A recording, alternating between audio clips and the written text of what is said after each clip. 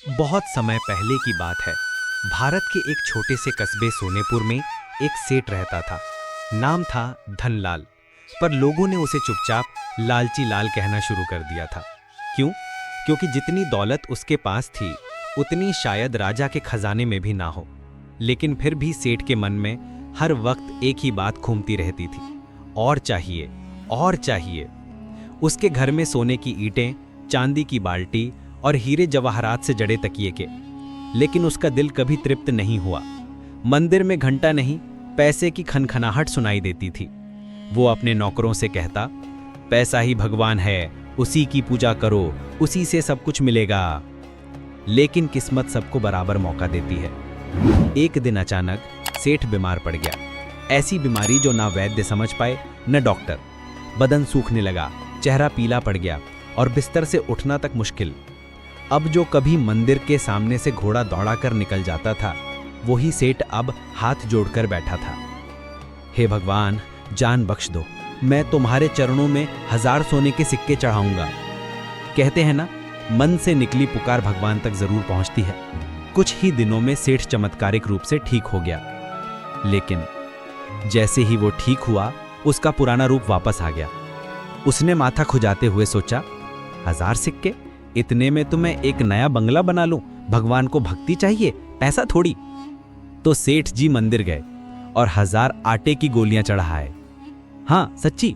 और मन में सोचते रहे, भगवान तो सर्वज्ञ हैं, उन्हें सब पता है, बताने की क्या जरूरत। कुछ ही दिनों बाद रात को सेठ को एक अजीब सपना आया। सपने में एक भूतिया साया आया, लंबा सा, सफेद कपड़े में लिपटा, और बोला, धनलाल, तू बहुत लालची है, लेकिन आज भी तेरे लिए एक मौका है।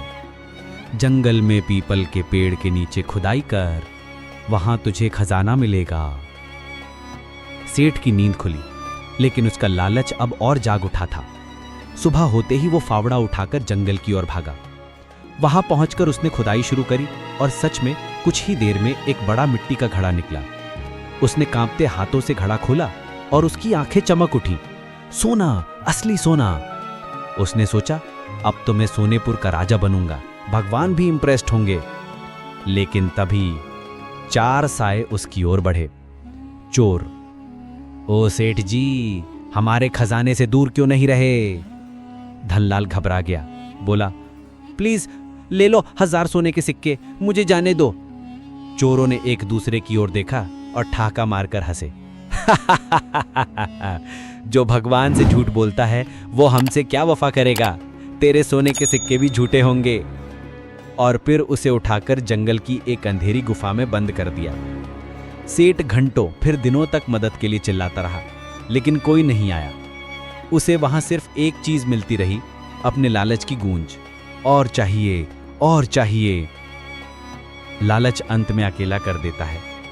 भगवान से जो वादा करो उसे निभाओ, वरना जीवन तुम्हारे गुफा में ले जाकर बंद कर देगा। और सबसे जरूरी बात, सोने की भूख मिट सकती है, पर आत्मा की भूख सिर्फ सच्चाई और श्रद्धा से मिटती है। ऐसी ही रोमांचक कहानियों के लिए हमारा चैनल सब्सक्राइब करें, ड्रीम रॉक कार्टून्स। धन्यवाद।